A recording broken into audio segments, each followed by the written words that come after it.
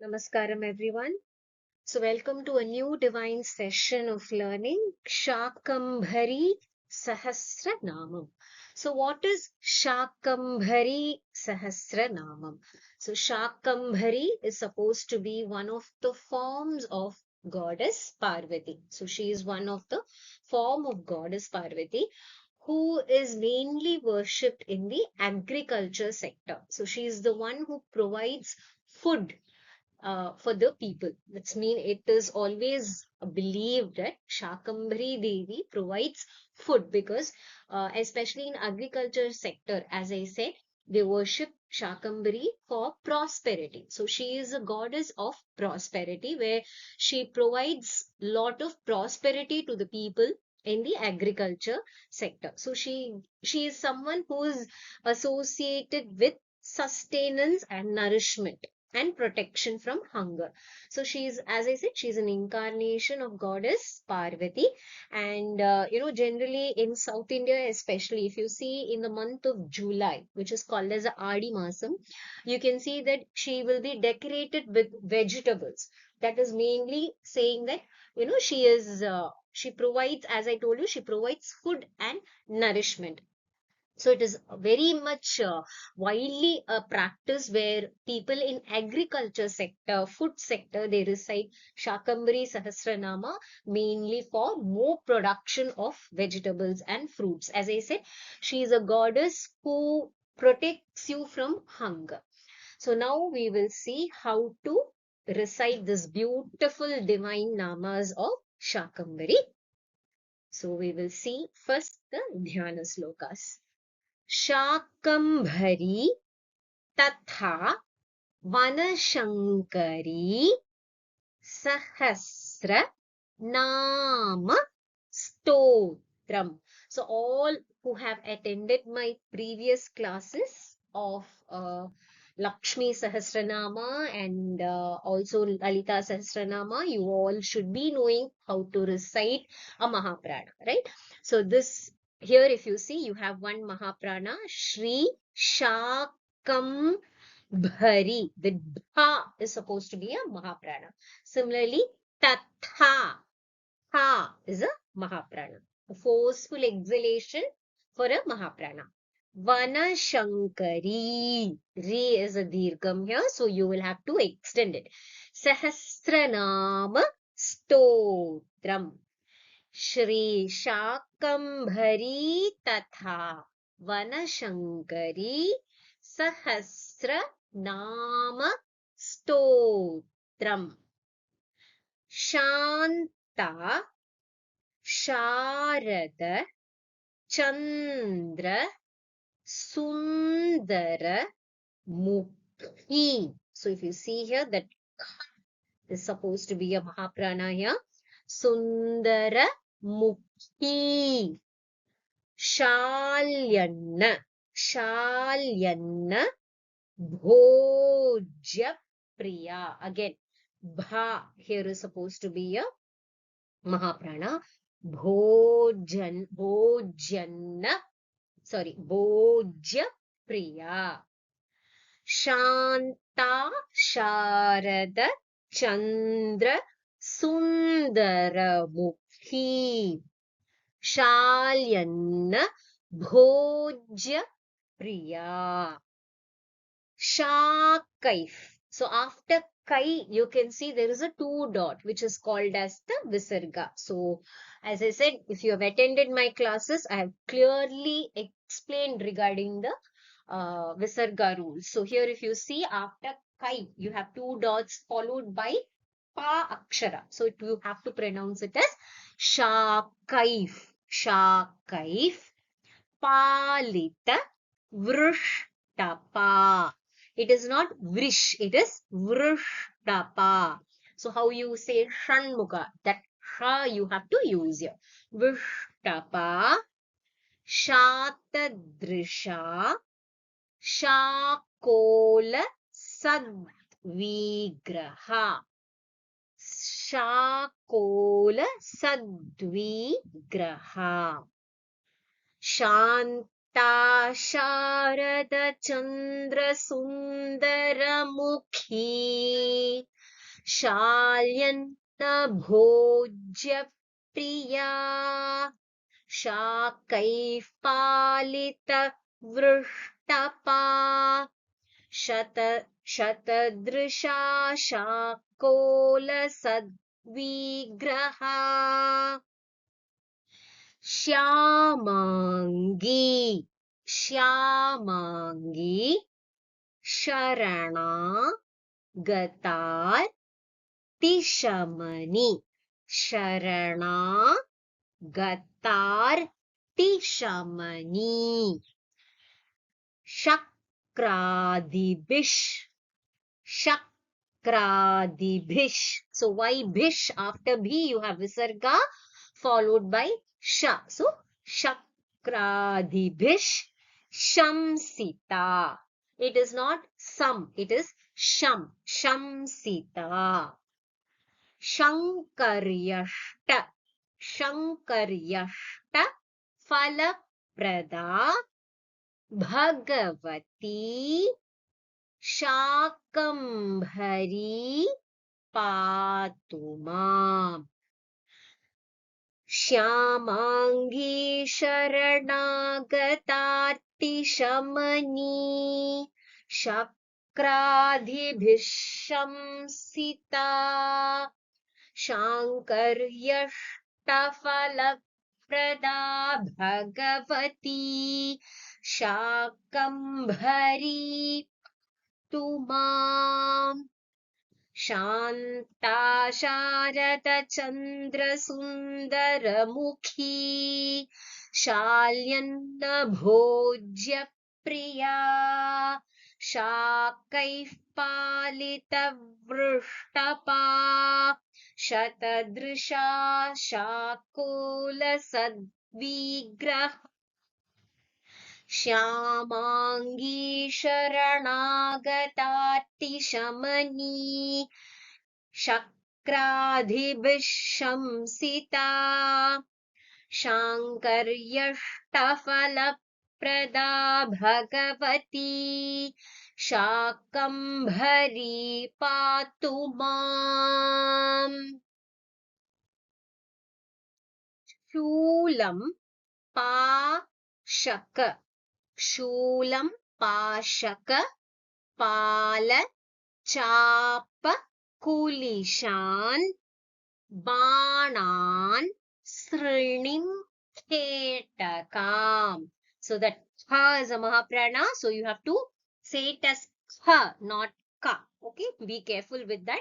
So all who, if you have attended my previous sessions, live sessions, I'm sure you should know by this time what mahaprana is. Shankham chakra gadahi khadgamabhayam खट्वाङ्गदण्डान् धराम्.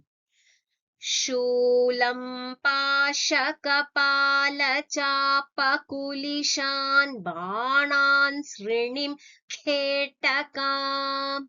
शङ्खं चक्रगदाहि खड्गमभयं खट्वाङ्गदण्डान् धराम्.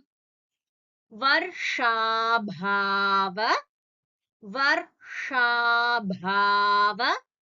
वशाद्धतान्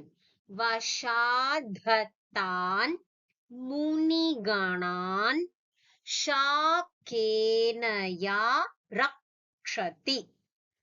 लोकानां जननीं महेशदयितां ताम् नौमि शाकम्भरीम्. वर्षाभाववशाद्धतान् मुनिगणान् शाकेन या रक्षति. लोकानां जननी महेशदयितां तां नौमि शाकम्भरीम्. कैलास शिखरासीनं स्कन्दं मुनि गणान्वितम्. pranamya chakraf prapancha lokanam. So here after prapancha you have to put two dots, which is the visarga. It is missing in the script, but just put the, if it is there in your script, fine, else please put that visarga. Okay, there's a visarga after cha. So pranamya chakra prapanchaha lokanam hitakamyaya कैलासशिखरासीनं स्कन्दं मुनिगणान्वितं प्रणम्य चक्रः प्रपञ्चः लोकानां हितकाम्यया Shri Shakra Uvacha, not Chakra, Shakra. Shri, you have to add Shri here. It is not given in the script. Please add it. Shri Shakra Uvacha. Skanda Mahabaho Sarvajna Shivanandana Nam Sahasra Machakshva Shakambharyas Susidhidam Shri Shakra Uvacha Skanda Mahabaho Sarvajna Shivanandana Nam Sahasramachakshva Shakambharyas Susidhidam Shri Skanda Uvacha. Here also you have to write Shri Skanda Uvacha. Ya Devi Shata Varshikya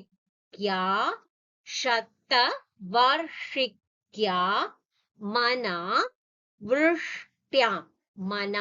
Vrishtyam Swadehajaihi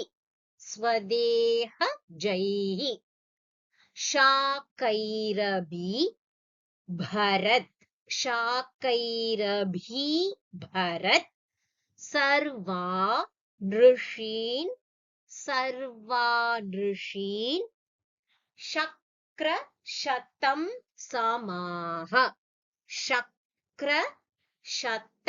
Samaha Shri Skanda Uvacha Ya Devi Shatavarshikya Manavrushtyam Swadehajaihi Shakairabhi Bharat Sarvan Rishin Shakrashatam Samaha Mahasaraswati Saiva Jata Shakambhari Shiva Nam Sahasram Tasyaste Vakshyami Shrunu Bhaktitaha Mahasaraswati Saiva Jata Shakambhari Shiva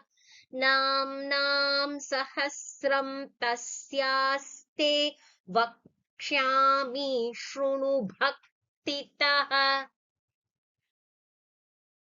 Asya Om Asya Shri Shakambhari Sahasra Nama Mala Mantrasya Mahadeva Rishihi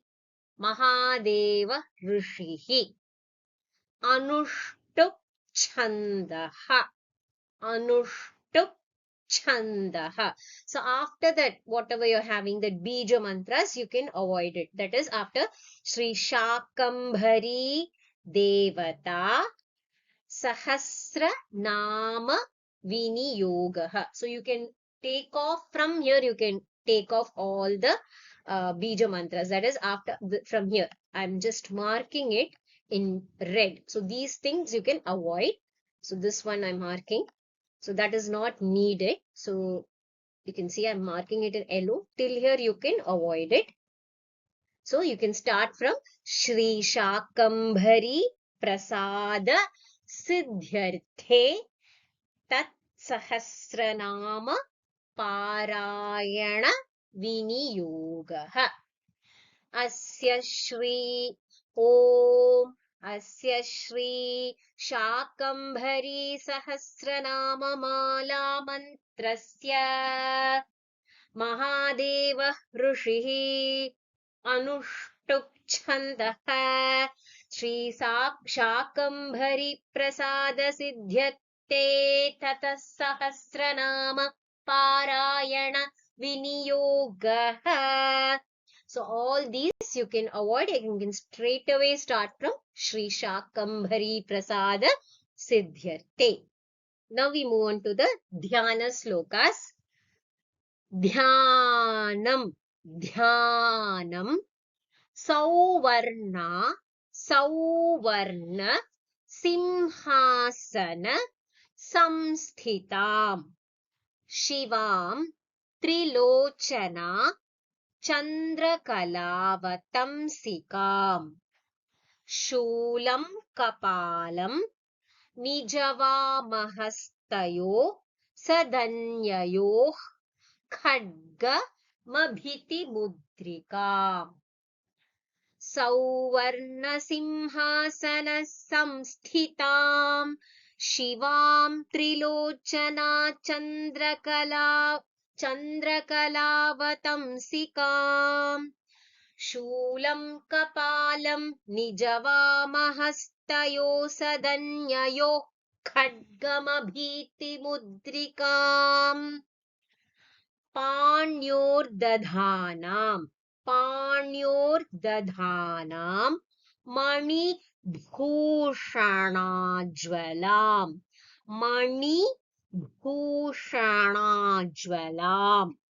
Suvasasam Malya Vilepanaschitam Prasannavaktram Paradevata Muda Dhyayami Bhaktya Vanashankari Hridi Vanashankari Hridi Panyodadhana Manibhushanajvala Suvasa-sammalya Vilepanaschitam Prasanna-vaktram Paradevata Muda Dhyayami Bhaktya Vanashankarim Hridi. So with this we complete the Dhyana slokas. So the next we will be seeing is the main sloka. So after this you can see there are many slokas. So you can avoid all those namas. You can stop the Dhyanam till here and then straight away go to the Mahamantras.